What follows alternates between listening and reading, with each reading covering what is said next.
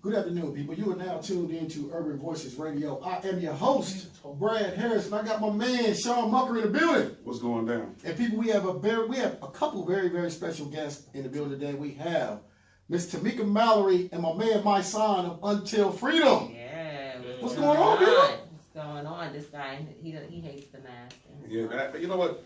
Honestly, Look, I understand what it represents, but you can lower your mask. Oh, okay. Well, if y'all want to, look. Me and sis over here, we wearing our mask. Yeah. Wearing our mask. Look, so look, I brought you guys into the studio today because first and foremost, We want to. We want to thank you all for the work you've been doing here in Louisville, Kentucky, and I mean it's been a lot of work. And without Until Freedom, I don't think the national attention would be as great as it's been surrounding this cause. So we want to thank you guys for everything you've done for the city of Louisville and for the family BreonnaTaylor. Yeah. Now we brought you guys in here because I want to give the people some background on you, because people. You know, around these parts, people back in New York, they know about you, know who you are, but some people around here don't know exactly who you are. And look, I have to apologize. I must admit, I didn't know. I didn't know who Mysonne was. I've been following Mysonne since probably '99. You know what I mean? Because I'm a hip hop guy, but I wasn't aware of who Tamika Mallory was. See, I was. All right. My man was. Yeah, I definitely was. Okay. So when the Breonna Taylor death first happened. You were on a phone call with the Kentucky Alliance, and I was on the call as well. Oh yeah, that's right.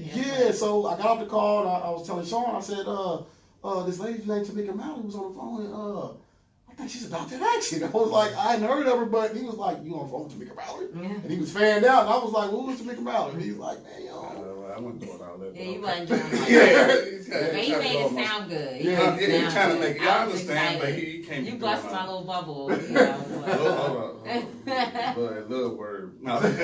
But no, so I jumped into some research, and I was looking, I'm like, man, she's been about this, like, because you know sometimes when you have activism, people get accused of clout chasing or doing it for money or doing it for for fame. And I looked and I'm like, Tamika Mallory has been in activism her entire life. right. So at the age of 11, you became a member of the National Action Network. National Action Network, and that was one of Al Sharpton's.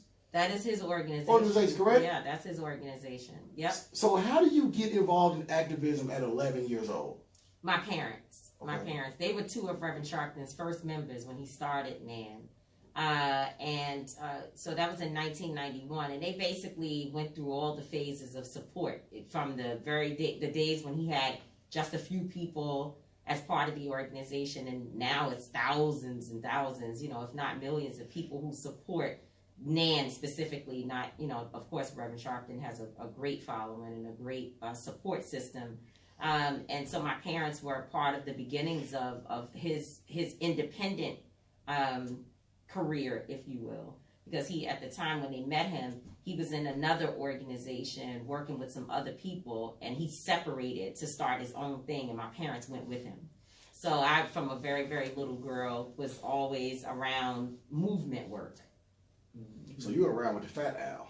I was around. I don't call it the Fat Al. I call it was the jumpsuit. Jumpsuit Al was the girl. Al, Yeah, Al's been around forever, man. Putting in work, man. Yep. So by 15, you're actually deeply involved in activism, and then all this led to you becoming a part of the Women's March. Yeah. So there was a lot of stuff that happened before the Women's March, but you do have moments in your career that they become staples that people remember you for, and so the Women's March is one of those things that people often talk about. But prior to the Women's March, I mean, we walked 250 miles. I walked much less than that. My son actually walked the whole way from New York City to Washington, D.C. in a protest for Eric Garner and for police reform, of which we were supporting 3 bills with another family that we worked with in New York called the Justice League NYC, and led by our sister Carmen Perez. And the 3 bills that we fought for, all of them were either introduced or passed. And we had already been doing really monumental things prior to the Women's March. But when we got involved with the Women's March, which my son was head of security for, it was the moment that I think the rest of the world got to know about our work. Okay, and so also, you were part of the transition team with Mayor Bill de Blasio when he became mayor. What was that, 2016? Yeah, I guess so. I can't. Yeah, I guess it's about to be 4 years now, right? No, he was. I don't know. I can't even. But you were part of that team, right? Yes, I was. And part of that work was advocating against violence. Yeah. So we are part of a task force in New York City called the Crisis Management System. And it started with two other individuals and me, which A.T. Mitchell of Brooklyn, he has an organization called Man Up. And then Erica Ford in Queens, she has an organization called Life Camp. And the three of us, Tamika being at National Action Network at the time, we made up the trio that designed the crisis management system and fought to get monies into the hands of people who are formerly incarcerated and people who do grassroots work in the anti-violence space. Because at the time, the money was pretty much going to big organizations and not to people who look like us, who actually had the connections in the community to be able to make change. And so we started out, we had $0, but we fought for the first $5 million. And that $5 million is now about $50 million that is being distributed across the city to people who are just coming home, but they're working on the ground to stop violence in our communities. And the data outside of the pandemic, because since this pandemic has been happening, gun violence is up all over the country. But prior to the pandemic, the data shows that in the communities where we have centers and operating organizations, violence has gone down. Sometimes it has decreased to, no shootings for a year to a year and a half in these areas that used to have shootings every night. Well, congratulations. And listen, and I'm glad you mentioned that, because we often see major corporations or government officials that pass out these huge grants. Yeah. And they'll give grants, and they may be 5, 10, 15 million, whatever they may be. And often it doesn't feel like that money hits the streets, because they don't go to grassroots organizations. They go to major corporations, and it seems like maybe it's going to somebody's salary or someone's bonus. I don't know where it goes, but it doesn't. In the streets, we don't feel that money. So I think it's important for that money to be allocated to grassroots organizations. Right. Yeah, we talk about that all the time. I mean, you can go ahead. You want my time? No, we do. We talk about that all the time. Like she said, we're part of the crisis management system, and the data shows that when you give these organizations the finances and the resources, that they prevent crime, they interrupt crime. Like the numbers show that most of the time when you look at police and what it does is they only prevent 2% of crimes. So they're not really preventing any crime. They're just locking people up after they commit the crime. So our job with the crisis management, bringing home brothers and sisters who have been formerly incarcerated or who are in communities who have gang affiliation, and we change them around. We utilize that same, what we say is hood reputation and hood respect to be able to prevent crime and mediate different crises within the community before there is a crime committed. So we show that, so we talk about that all the time. A lot of times, those resources that they say they're giving to the community, we don't see it. We see it all the time. Trump is running around saying, "I've done this to the black community. I'll get all this money," and in the hood they ain't seeing it. I'll be like, people saying, "Yo, black jobs are up, this and that," and I'm like, I don't see it in the hood. Where's these jobs at? You know what I'm saying? So we saying all the time. So when we talk about defunding the police, that's one of the major things we talk about. It's allocating resources. It's not just dismissing the police. It's taking some of that budget, half of the budget, because in New York they're giving $6 billion to the police department. So if you give half of that to these crisis management systems, to mental health situations, to people who actually who are based inside our communities that can give resources to these kids, to have them do something other than being on the corner. That's how you stop crime. You don't stop crime by getting more police. You stop crime by giving resources in different, outlets to the community. Mm-hmm. So it's all about being proactive instead of reactive. Exactly. Yeah. Look, and I'm glad you brought up defunding the police, right? Because we just had this conversation yesterday, and I don't know if you guys were here, so you may have missed it. But Wednesday, as you all know, the LMPD released the Breonna Taylor case files. So Wednesday, I'm scrolling through the files, and I run across the autopsy report.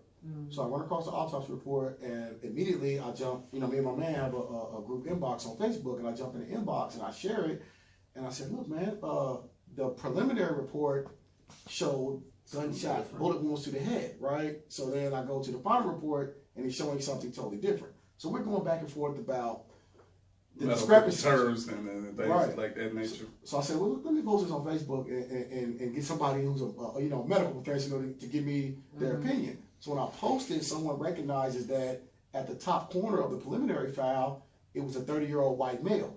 So LMPD mistakenly put the autopsy report of a 30-year-old white male in her report in her file, from someone that they killed on the same day as Breonna Taylor, right? That's right. And so we kind of started this movement, and it gained some attention. And anyway, I ended up speaking with the mom, and I was reviewing the shooting of her son, the LMPD. And this is a white family. But I reviewed the body cam video of the shooting of her son. And it was a situation where he cut off his house arrest bracelet. It was a domestic violence situation. And he went to a home where there was a protective order. I think they played with his daughter or something. But police were called. Police chased him. And that's where the body cam video picks up. So they're running through the street. He went in and kind of hid and sat on his butt in between two cars. It looks like he had a gun on him initially when he was running. And police, and you hear him on the body cam video saying, I think he just turned and pointed a gun at me. It looks to me like he threw the gun. You know what I mean? So he threw the gun. He runs and hides between two parked cars, and he's kind of isolated by himself. Police surround him, and they ask him to put his hands up, and he doesn't. And at the time, I guess he's kind of, he's distraught because I guess he's going through his domestic thing with his family, and he feels like he's losing I don't know. You know what I mean? But he's there, and you hear one of the officers say that we don't see a gun, but he's trying to make us kill him, right? So they tell him to put his hands up. He moves his arm maybe an inch, and they open fire, 16, 18 times and kill him, right? So I'm watching it, and I'm saying, this is one of those times when defunding the police makes sense to me because he was isolated, so the public wasn't harmed, right? I'm like, what? And they didn't find a weapon on. They found a weapon, but it was in the area where they thought he pointed, so he threw it, right? It was down the block somewhere.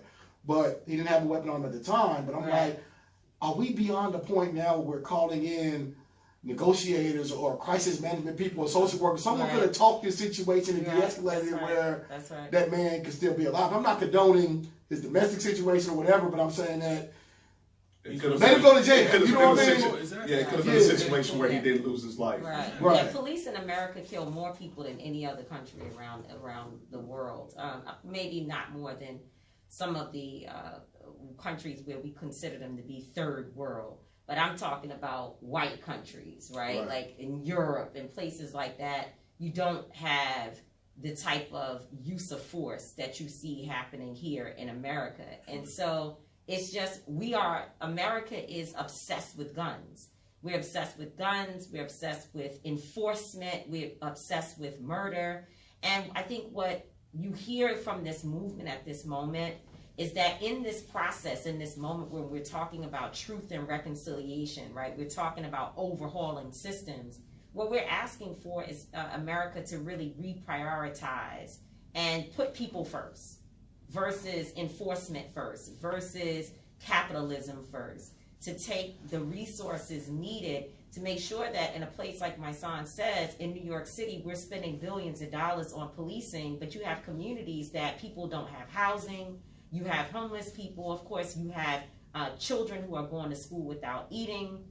You have a lack of mental health services and so many other crises that we're facing. And so we don't need police officers like we've seen here in Kentucky on the streets to have the best equipment ever to fight protesters who are, in many cases, in 99.9% of cases, non-violently protesting, and the type of equipment, the flashbangs, the tear gas, the rubber bullets, the special bullets, all these things that they have, those resources could have actually been used to deal with whatever a challenge may be that started a protest in the first place. Right. Like we need to prevent, to my son's point, before we get to the point where the community is outraged and there needs to be a showdown on the streets of America. Right. Now, one of the issues I have, particularly with LAPD, and it seems to be, I guess, pretty much the way police force operate around the country. Slave laws. Well, that too. It's slave laws. Right. I mean, I'm just saying that before I even cut, but you know, they still operating on the system that they've been operating on from the start. Right. Yeah, they are. Well, and you know, I've been talking about that lately. It occurred to me just recently, and some people would think, you know, I should have thought about it a long time ago, but I didn't. It just hit me that we're dealing with an archaic system. Like the way in which policing was designed, understanding that it was specifically designed to be a way to deal with newly freed slaves, right? So as the enslaved people were supposed to be free, policing was designed as a way to really be able to keep them in control, to keep the colored people in check. Let's just put it that way. Right. So understanding that, and then knowing that it also was designed to protect white men, now we're dealing with the same type of mindset and systems that haven't been overhauled ever. So there's little reforms happening here and there, but you actually have to gut it out completely. It's like there was a pot in the house that we have here in Kentucky, and the flower was just dead. It was just so dead. And I was thinking, wow, you know, I wish I could just like maybe put some seeds in there, and maybe and my mother said, no, you got to take the dirt that's in there out. You got to refertilize and put it back together, and then allow something to sprout. We're dealing with a system that has to be completely torn apart, and it needs to be rebuilt. Yeah, because basically what you said, I don't even believe it was to keep us in check. It was actually to enslave you. Yeah. It was to re-enslave you, because when they abolished slavery, and that's why they made the clause that you're only a slave when you are incarcerated. So it was actually to get free labor from you and continue the same process. So it's doing the same thing, and it's doing the same thing without you understand what I'm saying, without changing things. So they said, okay, we're gonna let you go free, knowing that you don't have anything or nowhere to go. So we're gonna create vagrancy laws that say if we caught you on the streets, but we know you don't have no home, we're gonna lock you up, and then we can enslave you again. So it was a trick. It was a mind game that they played. So they continue the same thing, and that's what they do in our communities. We have communities that are impoverished. When you think about poverty, creates violence. Poverty is violence. When you look at communities that are flourishing, when you look at well-to-do communities, you don't see violence. You don't see crime inside those communities. Where we're staying in Louisville, I don't see the police ever. There's no need for police. In most communities where they're thriving, you rarely see a police officer. But where you know that their people are poor, there's a police on every corner. So they're creating, they're setting a trap and just waiting you. They know you're gonna catch the bait. They know if you don't have nothing, eventually you're gonna commit crime. You know, Victor Hugo said, where there is darkness, there will be crime. But the guilty one is not the one who commits the crime, it's he who created the darkness. So that's what they've done. They created the darkness and just wait for you to commit the crime. So that's what we're dealing with this police. So we understand that the whole, like she said, the whole structure has to be gutted out. Policing in itself was never built for, rehabilitation. It was never built to keep communities safe. It was built to continue to monetize and enslave black and brown and poverty-filled people's bodies. Right. And see, man, I have this thing, right? And my thing with America is that I have an issue with America not apologizing to black people, right? And it's not just the verbal apology, right? What it is when you look at a situation like the Holocaust, right? When you look at the Holocaust and you look at the atrocities that happened to the Jewish people in Germany. Mm-hmm. After World War II, worldwide, anti-Semitism was not there's zero tolerance for anti-Semitism, right? Yep. So if you look at the Jewish people, Germany and the world established this policy that Jewish people are protected. I have no issue with that. But after slavery was abolished, there was never a zero tolerance for black people. Right. After slavery was abolished, as you said, we had vagrant laws, we had black codes, we had the Jim Crow situation, we have redlining, we had segregation. The black community has never been able to truly escape slavery because America has never taken a zero policy stance where white America or America as a whole cannot attack black people. Right, yeah. I mean, there's still no anti-lynching bill federally. There's still, racial injustice issues that have been pushed in terms of legislation from our federal government that have not been passed. Right. So we're still dealing with just getting little rights and trying to piece things together. And so I agree so much with what you're saying, but even with the issue of anti-Semitism, even though there's zero tolerance for it, it still happens, right? It still exists. And so we're not saying that we think that there's some turnkey operation that could just make racism go away, but you will definitely suffer a consequence. Exactly. If you are openly and flagrantly anti-Semitic, whether that be from a loss of support all the way to, actually if you hurt somebody to you being imprisoned, right? It's taken seriously. And I think to your point, we're in a place now, I mean, I see the hope. I see it. I see that we're in a place now where we're forcing people to shift the way that they think and the ways in which we are treated. And that's why when folks are, concerned that, well, protesting doesn't work, everybody has a role to play. And if it wasn't for the fact that we've been staying in these streets on Breonna Taylor and other cases where people are out marching right now in different places across the nation, there would not be a spotlight being put on our issues to force the government to make changes, to force corporations to do more in terms of internally and giving resources out to organizations and others.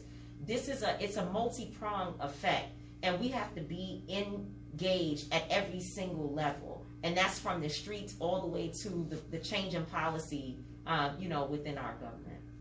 Look, I'm glad you said it. Let's talk about some of the progress that's been made since you guys have been in Louisville, and one of them would be Breonna's Law, right. And that's a big one because no-knock warrants have been a tool in the war on drugs, really a war on black people, right, since the late 80s, right, or the mid 80s. So everyone's familiar with police taking a battle ram and ramming through someone's door looking for drugs at 4 or 5 o'clock in the morning. And even prior to this Breonna Taylor situation, I've read several cases over the years of police executing no-knock warrants on wrong addresses. Police killing people when they execute no-knock warrants on wrong addresses. Right. Police operating on stale evidence. Police. It's very dangerous. It's dangerous. So that is a big positive. Hopefully that's something that will spiral nationwide. Well, first of all, shout out to Katora Heron, who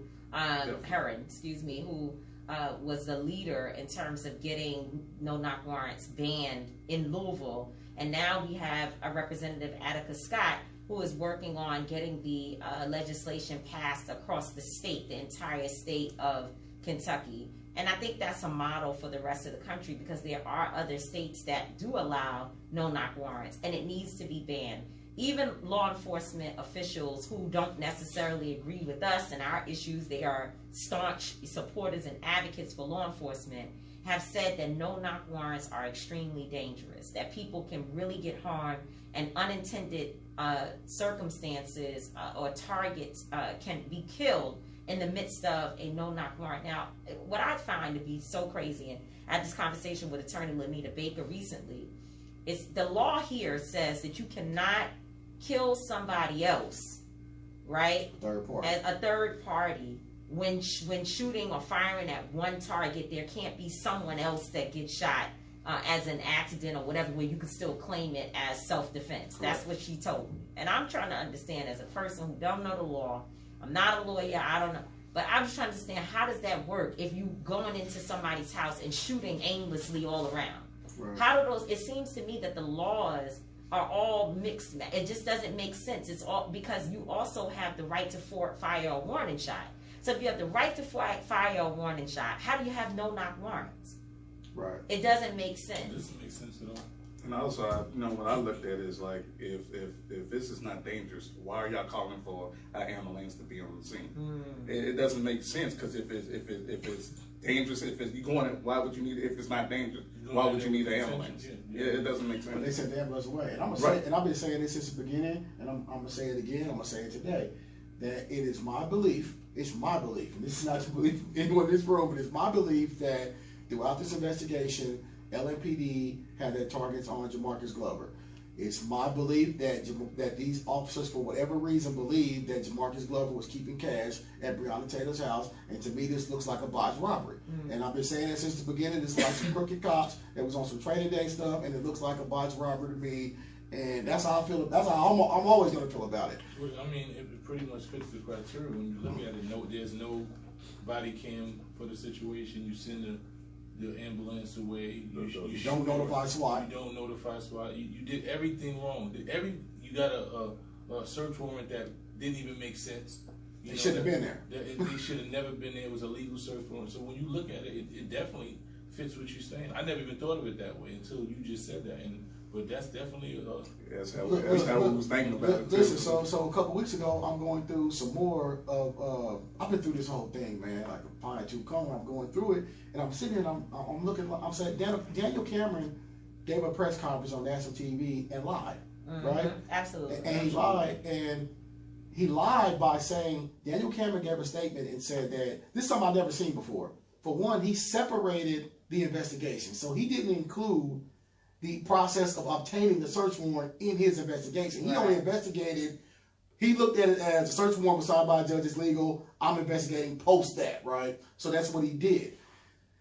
He gave a statement in his press conference saying that we didn't investigate the application of the search warrant because none of the officers that were present at the scene participated in that part of the investigation, which is a lie. It is a lie. When you go back, you have a detective saying that Joshua James asked Mattingly to check with the postal inspector to see if there were packages going to that home. Well, in the report now, it's clear that they knew it was Amazon packages. Because on one hand they're saying that the packages could have been anything, right? And I even heard somebody on the news here say, just because the post office said there were not drugs in the package does not mean that it definitely was not drugs in the package, right? It could be anything.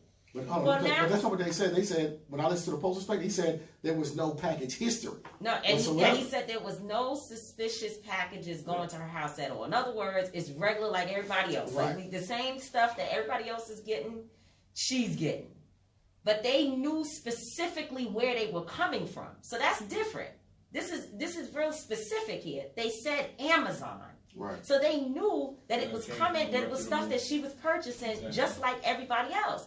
So this is and the fact that I think it was either Hankinson, it was one of these officers, I can't remember, it's 4 names that you have to keep up with, and then there are other people you don't even know who are involved. But the fact that one of the officers a month later still was calling the post office. It was Joshua James. He ordered it. But he's the one that called back a month later. He tried to call a month later to see if he could get somebody that maybe still side with the story. And the postmaster said, no, I'm not going to be party to whatever it is y'all trying to do. I also felt like if you knew a suspicious package was coming, why didn't you pull that car over? Leaving the house to actually, improve your investigation. Yeah. You don't let that package go from A to B without stopping that car and not getting 100% proof. Well, first of all, you already know. I mean, we're doing real police work here, right? You're doing real police work. Or maybe I just watched this on TV, but I've actually seen it happen to people I know. If you're doing real police work, you would imagine that you know this girl's schedule. She works every day, right? Mm-hmm. She's leaving in and out of the house, going about her business, working every day. Why would you not arrest her while she was at work or, outside of her home and then search the house? Why choose the most volatile situation? Why go into her house at 1 in the morning or 12:30 at night when she's sleeping? And then the way in which they treated Tamika Palmer, her mother. The other day, after all of this has happened, I've never asked her to give me a story of the details because it's too hard. It's too hard, and I would never put it through it. But the other day we were sitting in some personal time, and I just started asking her questions, and she didn't even see this girl for days. She didn't see her child for days. No, she was dead. She knew she was dead, and couldn't even see her to be able to identify her and be able to say, okay, this is definitely her, because she doesn't know what in the hell's going on. All that she went through, where they said that Breonna was a part of an investigation, and so they could not just produce her immediately, is so painful. And to have the Attorney General still make her drive that long drive to Frankfurt to hear that the walls were more protected than a black woman, than her daughter, is disgusting. It's the most cowardized act I think I've ever witnessed. You know, and the thing is, Sam Aguilar spoke to them and said, please, if you're going to tell us some bullshit, excuse me, I don't mean to curse. I'm about to curse it. Go ahead. You know, but if you're going to tell us that, don't make us drive all the way down there and have to drive back an hour. Like, just give us a phone call and say, hey. And they said, no, we assure you, and made that lady drive up there a whole hour, and then didn't even give her own meeting where he said, hey, this is what we're doing. She found out after the world found out.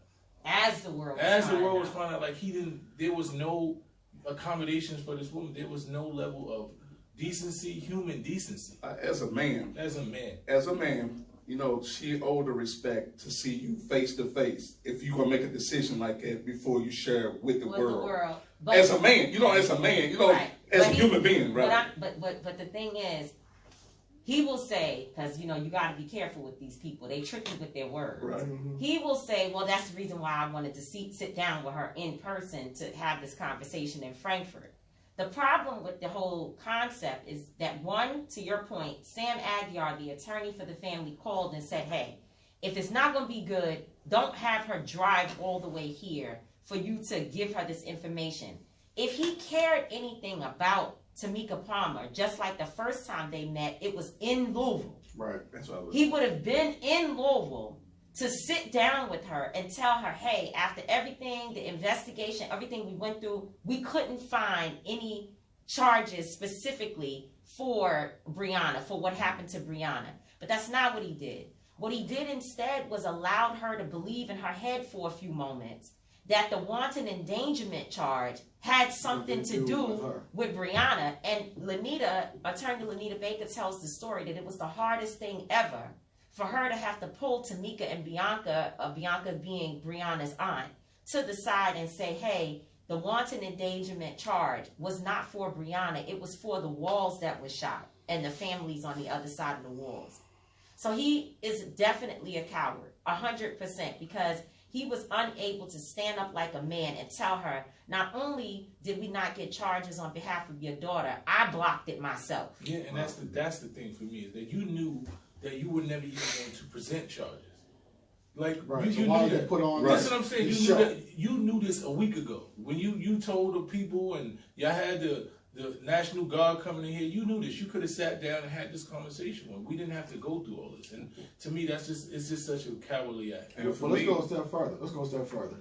It's clear that although Tamika Palmer didn't know, it's clear that Officer Mattingly knew. Right. Because a day before the verdict or the decision, we see Officer Mattingly submit an email that apparently leaked. Right. But the language in it was when have you ever known a person to be facing criminal charges and your attorney allows you to put out an email? Exactly. That's what I said. He knew. I thought it must have been like, it couldn't have been him. I was telling them like it can't be him, and they were like, oh no, it's him. Yeah, he knew. I feel like they was real cocky and arrogant. You know what I'm saying? And it was real. You could tell that they were sloppy in the way they did their presentation. Right. Daniel Cameron.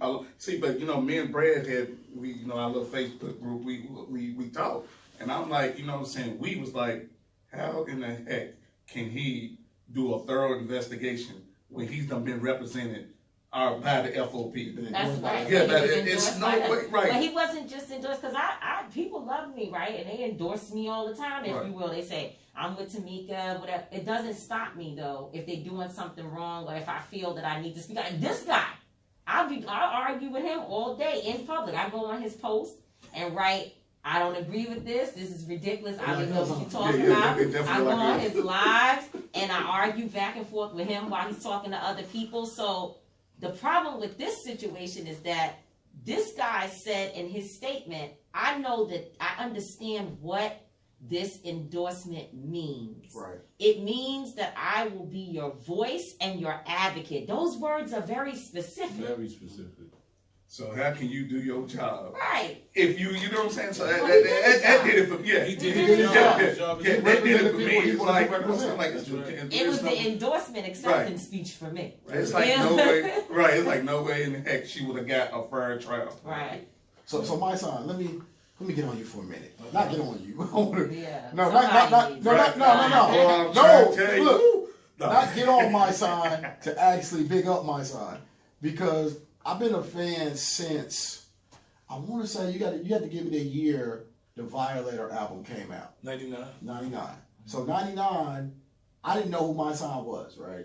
Around these parts, we are big 8-Ball and MJG fans. Mm-hmm. So my son did a track, I think it was called The Play Away or something It's like that. called Do What Players Do. Do What Players Do. He did a track on the Violator album with 8-Ball and MJG, and that was my introduction to my son. So from then, I'm like, this guy, you know, you have rappers and you have lyricists. Mm-hmm. So my son, I put my son in the category with my Joe Buttons and people that don't get the praise they should get, but my son is an actual lyricist. Mm-hmm. So the anticipation for the My Son albums were high for me, and then comes in incarceration. Mm-hmm. So my son sits down for 7 years for a crime that he didn't commit, which is big, right? So you do this prison time at the highest anticipation for your rap career. You come home, and we all know things change in 7 years. The industry's not the same. The guy who was hot then is not hot now, and So on and so forth. right. Yeah. So then I watched this transition from the man that was, you know, he was a street guy. The man that was from the street and rapped these lyrics to trying to transform people that have that similar background into standing up for what's right. Mm-hmm. So that kind of started for me with, I'm not sure there were other things, but the biggest thing was kind of your stance. And you don't shy away from high profile people, so the stance against Future. Mm-hmm. So it was during the time when Future had the Molly this, I can't remember the record, but it was full of Molly this, Molly that. So my son did a couple freestyles, which I appreciated, and your stance was that these mainstream rappers are romanticizing our kids through the lyrics to participate in a criminal lifestyle, but they're not telling you the downside of that, the prison, the deaths. So we see that, right?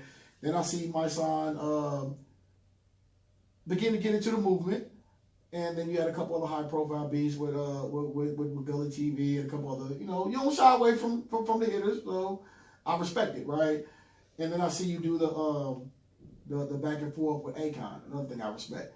So for me, hip hop has always been full of misogyny. Mm-hmm. So for you being a guy in hip hop that's respected in hip hop to stand up for women, because your beef with Gully started with you standing up for these black women that were in a convenience store. Mm-hmm. So for you publicly standing up for women in a genre that's not typical, I commend you for that. The other thing is that you have an attribute that I wish I had, and it's the ability to listen. I've watched you through, well publicly anyway. But see, that's what I'm trying to say. I'm glad you said that. I've watched I'm so glad you said that. If you pull up a My Side interview or debate, and I've watched, I don't know, over 20, you know what I mean? I've watched them, right? My son will sit there and listen to the opposing point of view and not say a word. And I'm watching through the screen, ready to, you know, to jump in. Well, you've been at these last couple of My son, no, that's not true. It is. Right. But, and then respectfully reply. That's not true. I want us to go over the video. Okay, so I would love to. Because I got all of them. No, let's do it today. Okay. We go over to Akon. Yeah, you go over. Well, Akon was a different situation. I thought he did very well Okay. with the Akon situation, because Akon, you had to almost allow Akon to hear himself. You know what I mean? Like, I don't think sometimes he you gotta did, hear. but- No, he probably did. I think he did hear himself. I love Akon, so I just can't give him up yet. But Okay. I mean, I feel really that what he listen, all of us, every single one of us, have these moments of weakness, vulnerability, or what is the word when you are not making the best decision? Like, we all have these moments. No one person is going to be perfect all the time. Right. So that's why Mice and I could get into a debate today, and people will say, I can't believe that, you're working with this guy because he doesn't, the way he thinks is crazy. Well, that some stuff that I think is crazy to people, Right. to him.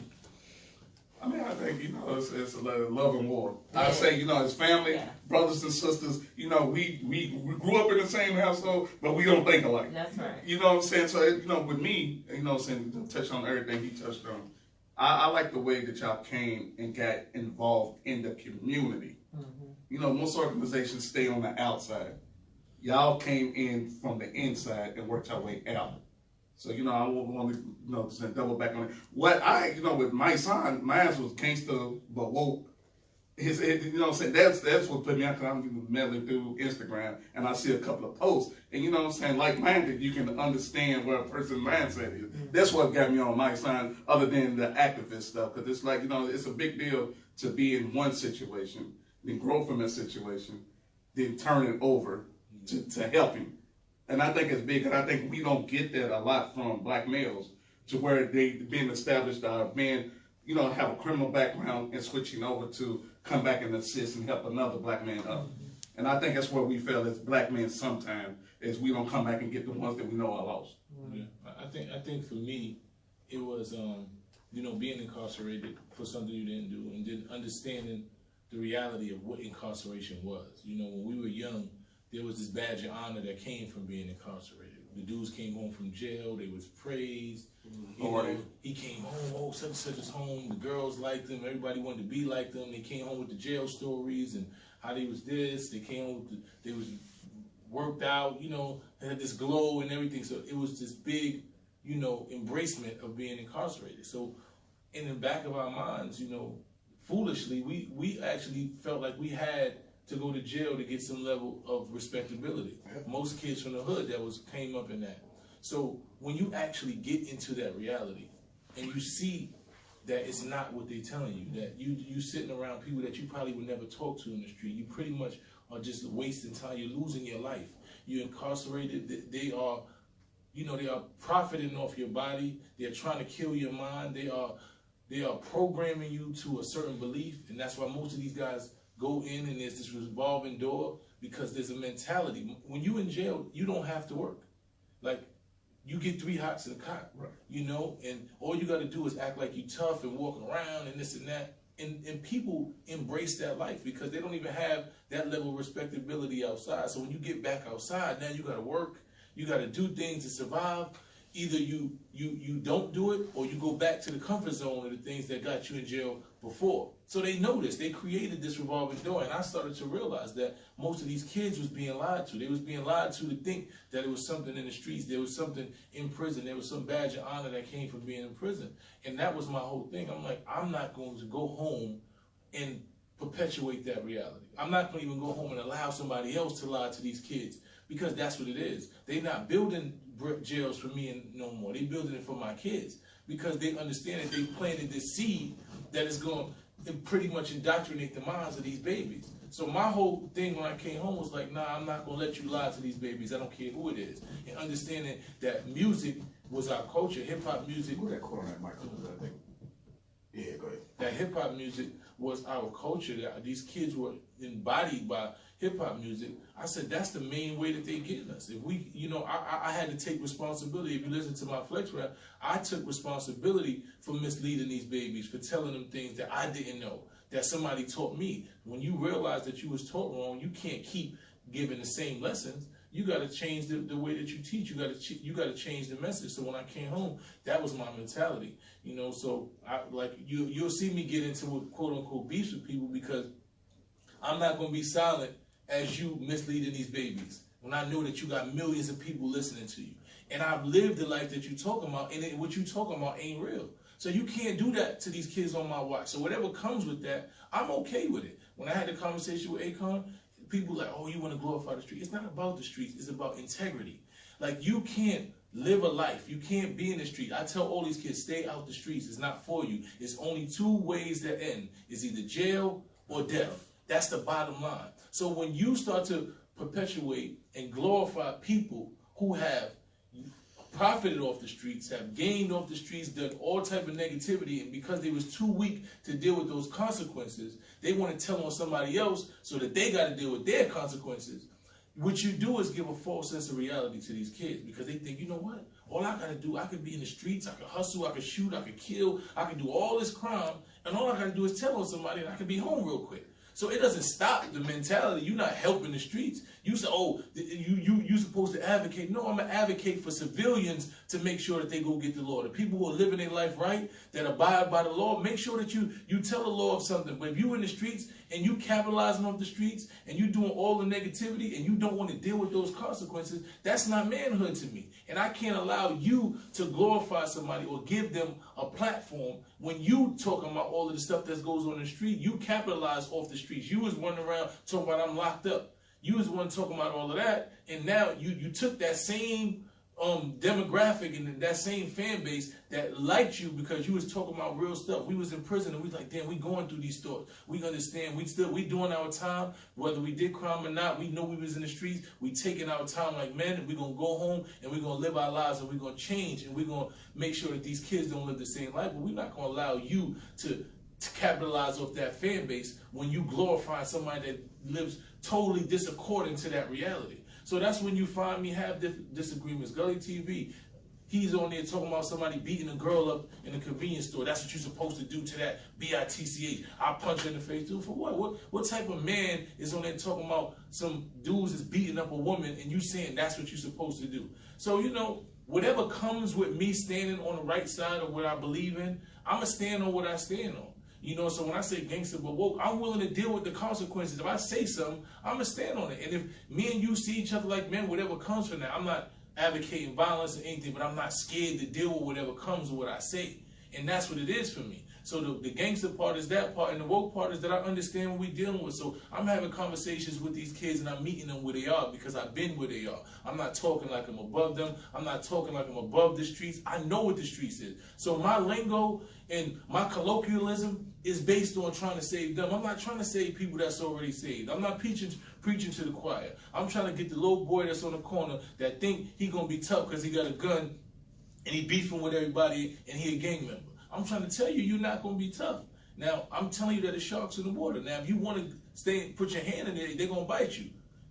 Just be willing to deal with that. And I can respect you as a man. I don't think it's the smartest thing, but I just want you to understand what you're dealing with. So I'm going to speak to the streets because that's what I'm from. And if somebody had spoken to me the way that I speak to these kids, I would be saved. I get DMs from 16 and 17-year-old kids every day like, yo, you know, listening to you made me change my life. I was in these streets. I was following the wrong quote-unquote OGs that had me doing doja moves. They putting guns in my hand, but they ain't going to shoot nobody. They not going to go to jail. They not going to risk their life, but they putting guns in these kids' hands. They putting drugs in these kids' hands. It's nothing real about that, but this is what we glorify. When you talk against that, because these people are so weak, they mad at you because you're not weak, and I'm cool with that. Whatever comes with me standing on what I stand on and being honorable and dealing with integrity, I'm willing to deal with. Now, look, that's the part that I identify with because our backgrounds are similar, right? And the reason I commend you is that I come from that street life. I've been in prison, the whole thing, right? I know personally that for young people in that environment, they're only going to listen to someone like you. I didn't listen to the what did we have when I was a kid? The scared straight people that came to my school that were just, you know, and no disrespect to these people, but the people that did it the right way, I didn't identify with them, so I didn't listen, right? So because that's what our reality. That's not our reality. We don't see. We wish we listened to them now. Yeah, right. I'm still listen to them, but it's still not my reality. You know, they don't live where we lived in. Now they. But to go further is when we talk about systems, right? The music industry is a system, right? And it's a system that perpetuates some of the things that you're speaking against now. So I tell people that when you look at media organizations, right? I think there's 5 now. There used to be 6, but there are 5 main corporations. There's Disney. There's I can't remember them all now, but there's 5 organizations that are the conglomerates. All the other smaller media companies you see, that the Foxes, they're all under these umbrellas of these 5 conglomerates. These 5 conglomerates, each of them have agendas that they're pushing on out of those umbrellas, right? So when you look at hip hop and you look at the top people in hip hop, right? These are non-black people that run these multimedia, your Warner Brothers, your big companies, right? They went, and you were in the industry, so you know how it works. It's not like Talib Kweli or a rapper that raps how you rap now, Mysonne. If you walk into one of these offices, you're not getting if you're getting a record deal, you're not getting a record deal with a huge budget. They're giving the budget to people that perpetuate a certain type of lifestyle, right? And why that is because we all like to see the train wreck, right? We all do. If they put someone getting electrocuted in an electric chair or death penalty on TV, it would probably be the highest rated program ever. Everyone wants to see the train wreck, right? But these corporations have decided that we'll sacrifice the black community to make money, right? So when I did a study, man, a few years ago, and I rode around with my kids, it was about 5 years, I rode around with my kids, and we were listening to like what's called quote unquote black radio, which is not black owned, but it's black radio. When you talk about your Radio Ones, your Clear channels, and your, what is it now, iHeart, those companies. Those are white owned companies. When I turn on the radio, turn on the black station, you're hearing all this murder, death, violence. You're hearing all that, right? And sex. And then, right, and sex. And then the commercial may come on, stop the violence, in between that, which totally doesn't make sense, right? But then we switch to the other stations, right? We switch to stations that cater to a white demographic, right? And I'm like, the message is totally different. I'm sitting there with my daughter, and there's a song on about a man that's dreaming about meeting his wife when he turns 18. The message is totally different for our demographic, right? And it's because there's no gatekeepers there telling them, look, because if they put those messages on their airwaves, some powerful people are complaining, hey, I don't want my kids listening to XYZ or whatever. So we have these non-black people running these corporations that are deciding what rapper gets on. They're deciding what $1 million budget is going behind what rapper. But their family is living in gated communities, put off somewhere, so they're not affected by the violence, misogyny, and sex that is perpetrated, but our kids are. Yeah, they created. I'll say real quick, you go. No. But they create. This is purposeful. They're invested. That's what I was going to say. They're invested in black death. They're invested in black violence. They're invested in these prisons. They're invested in everything that's negative in our community that they're able to profit off of. These major conglomerates are invested in it. So the way that they make sure that the prisons is full is make sure that the music is, because it programs you. If you keep hearing shoot, stab, hustle, shoot, then you gonna go do it. And they know as long as they program you to do that, they gonna keep these prisons full. And that's one of the major corporations in America. The prison industry is the biggest industry in America, and the sex industry. So they understand if all the girls is talking about sex on our radio, then they can continue to keep these sex organizations going on. So they have an invested interest in the demise of black people. Black and brown people, they have an invested interest. So of course that's what it is. That's all you're gonna say. Just like Dave Chappelle was talking about, he can't say the word gay or FAG, whatever, right, where he can say nigga. He said, well, I can say nigga with impunity. He said, well, but you're not gay. He said, well, I'm not a nigga either. So this is what we created. This is what they purposely created this. So you're 100% right. This is not by accident. It's definitely, that's why I talk against it, because I understand that. I was a kid that was listening to even some of my favorite artists that I love today, but when they was talking about hustling, I was driving down south with a brick in the trunk, right, and I was listening to the music, and this is how I hustle. Before I had beef with somebody, I would play MOP or something because I wanted to get amped up and go to, you know what I'm saying? You know what I'm saying? That this is the reality that we dealing with. So these kids are still dealing with the same reality. Like I go to detention centers and I speak to these kids. And when I used to go to Rikers Island, and I was like, how many of y'all was listening to like your favorite rapper before you commit the crime that you in here for? Amped up music. And they all raised their hand. You know, and I was like, that's crazy. And did it motivate you to do whatever you was doing? He was like, pretty much. So there's definitely a correlation between our music and these prison industries. So where do we go from here? And that we've been in the situation that we've been in with the Breonna Taylor, the George Floyd, Ahmaud Arbery, and y'all see what the music doing to the kids, whatever they pushing. Where do we go from here? So we need a part 2 conversation after this election, because Right. the first place we going, we ain't even gonna talk about things that could be happening 2, 3, 4, 5 years from now. We're gonna stick with the fact that just in 30 days, or less than 30 days, I think now, we have, what's today?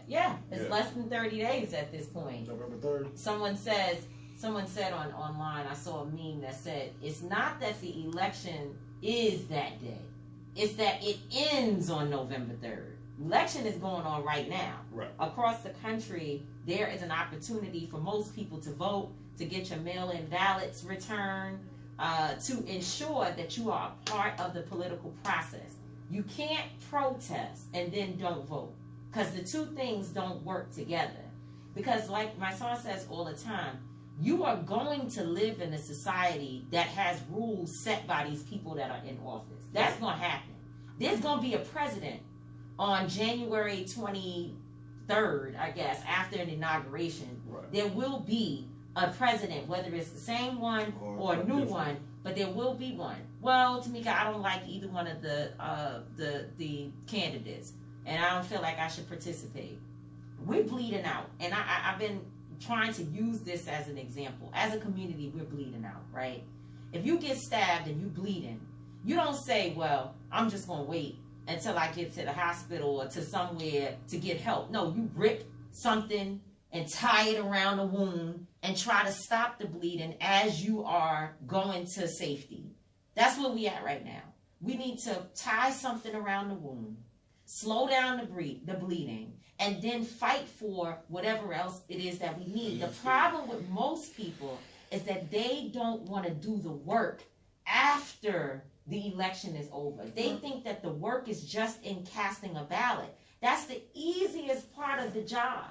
The real work is doing what we've been doing, which is staying out in the streets, helping to support people like Representative Scott to get Breonna's law passed across the state of Kentucky, so we can now have precedent to go take it to other places around the country, organizing with other groups, finding ways to build power, finding ways to support those who are dealing with economic power. You know, Sadiqa Reynolds is our sister at the Urban League of Louisville, and I see what she's trying to do in terms of community revitalization. And no, none of us are doing it perfectly. We don't protest perfectly. We're not, you know, our community action and community engagement activities are not always perfect. But if we work together, we can perfect it.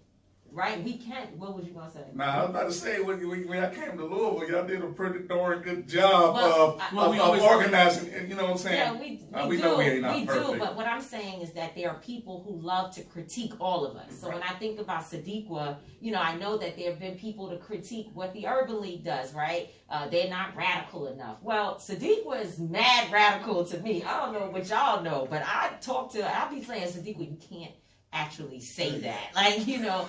So I'm just saying, none of us are going to be exactly perfect, but what we can do is work together to make a perfect picture, and that's the hard work that takes place after an election. And I hope that what we do is, again, tie up the wound, stop the bleeding, because the country is bleeding. There's 215,000 people dead, and a man knew in January that a potential infection or virus was going to be life-threatening for our seniors.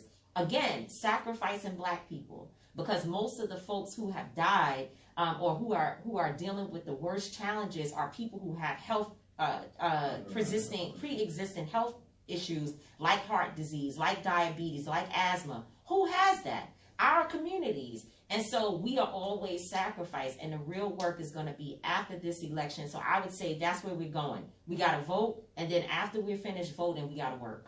Okay, let me say this. I'm glad you brought up that point. For me, for anyone that's on the, well, let me say this first. vote even if you're not happy with the presidential candidates, right? Voting locally is one of the most important things you can do. And to relate it to this case that we're on now, the Breonna Taylor case, we have a judge here by the name of Judge Olu Stevens. And Judge Olu Stevens was the person responsible for making the first strike in the Breonna Taylor case. He was the judge that reduced Kenny Walker's bail from, I think it was $1 million to, it was $500,000 to, he let him out on home incarceration. So we saw that move. We knew something ain't right with this case. And Olu Stevens is not being shy about standing up for black rights. He's been national for doing that prior. But when you vote locally here, you vote judges in. That's right. So you vote judges in. You vote people like Attica Scott into office. And so the Attorney General. The Attorney That's General. an election that had a consequence, Definitely. a big Right. one. Definitely. So we have to get in these spaces. So for people that are on the fence about Trump and Biden, I get it. People don't like either one, right? What kind of was a tipping point for me was during the first debate. Trump said, I've done more for black people than any other president since maybe Lincoln, right? And Biden said, yeah, you let them die at the highest rate from COVID. Yeah. So black people have died. Black people are the highest group. Black people are the group of people that are dying the most from COVID, right? So you have a president that knew from the beginning how dangerous COVID was. It's not just black people, it's black and brown, but okay, right. But black folks are definitely, but I'm saying because we know that brown folks also have high hypertension and other things like that. You have a president that knew this, downplayed it, refused to act, and allowed these black and brown people to die.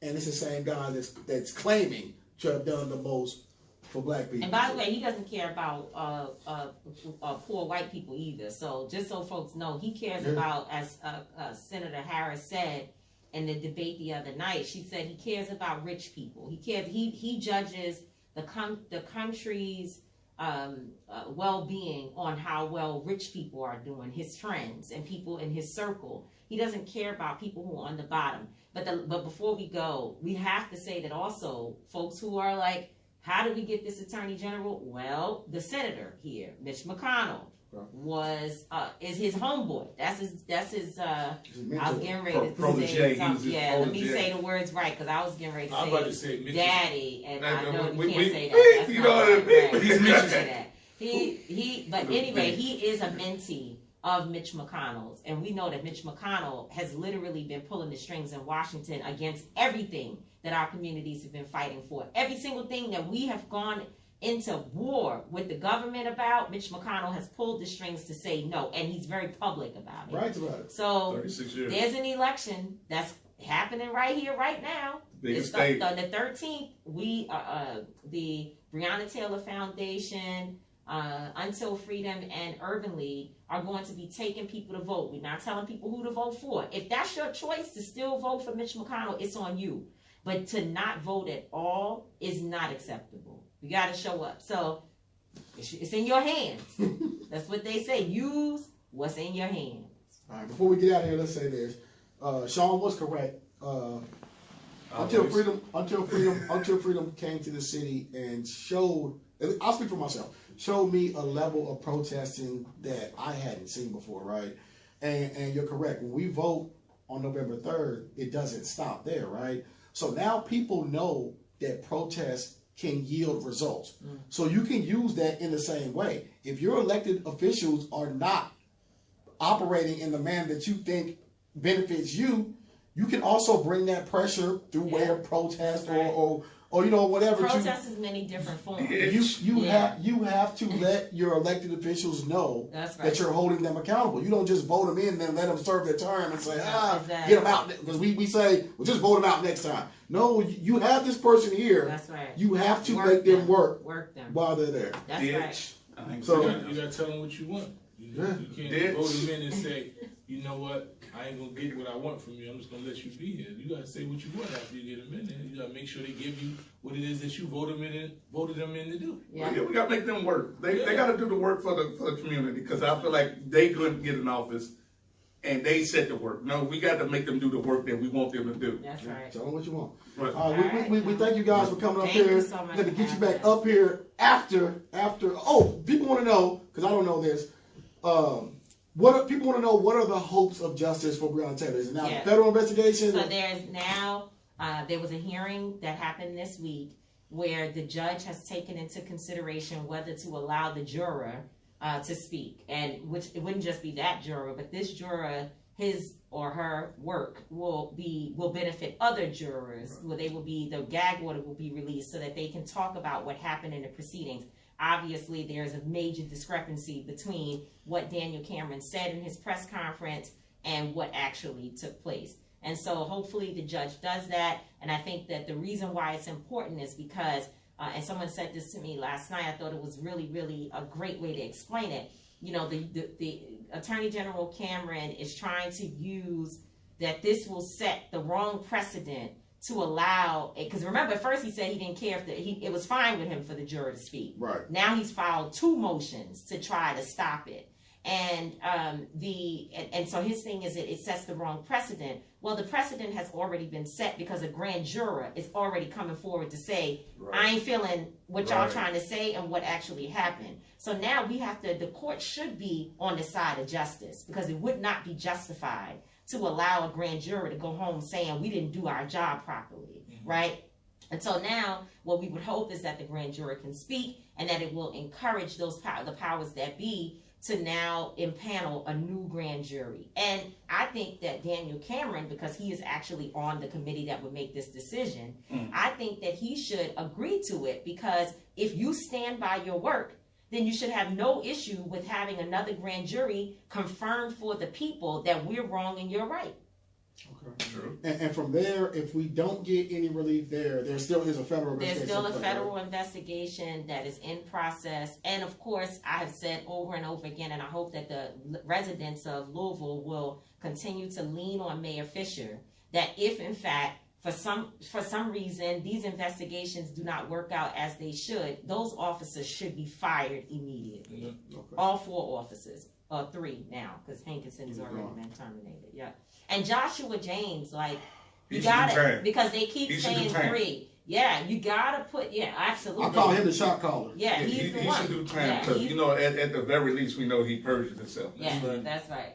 That's right. So people want to thank you. Oh, did you feel honored? Because people, you may not know this in a moment, right, how big this is. The speech you gave, and I was there, the speech you gave after Daniel Cameron announced his decision, right, that's a speech that's going to last till infinity. People are going to play that speech over and over and over when you call Daniel Cameron a sellout. Yeah. And to have Megan Thee Stallion play that on Saturday Night Live, you know what I mean? It energizes. But there's times, sometimes I know you think you can say things that you're not supposed to say or whatever, right? But sometimes we need our soldiers to be soldiers. And that was one of the times that we needed you to be a soldier. It's necessary. As Congressman John Lewis would say, it's good trouble. And I am, I'm grateful that God has given me His voice, because I'm speaking in times sometimes when my legs are shaking, but it still just needs to be said. And everybody else is like, oh, this is so great, so great, so great. But guess what? In the end, it feels, I feel very, what is the word? It's concerning, because I know that you're not just out here saying it and there's nobody listening. The people that's listening, though, they don't always love you. So, they say, keep speaking the truth. But it was the Minnesota speech. Let me shut up. It was the Minnesota speech for me.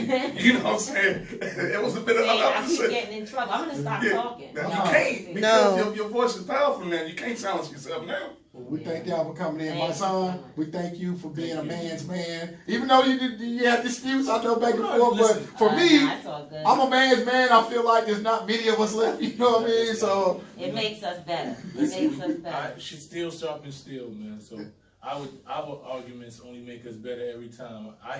I get a little surprised. She'll quote something I said. I'm like, okay, you argue with me about 2 hours, but now you quoting what I said, and I do the same thing. So you know, I'm glad to hear it's not just they didn't quit on me 10 times. Bro, I'm trying to check now, but you know, so we understand that we got a mission and we all on the same page. So the mission's bigger than our personal feelings. That's right. But at the end of the day, we still family. That's right. You dig what I'm saying? And that's all that matters. Because united, like I said, to get rid of these 400 years of oppression, it's only going to take one thing, and that's uniting. If we don't ever unite, we're not going to get rid of these 400 years. That's what Right. There's always going to be a fight. Understand that. There's always going to be a fight. So you got to show up. We got to figure out which you willing to fight. Yeah. All right, thank you guys for coming in.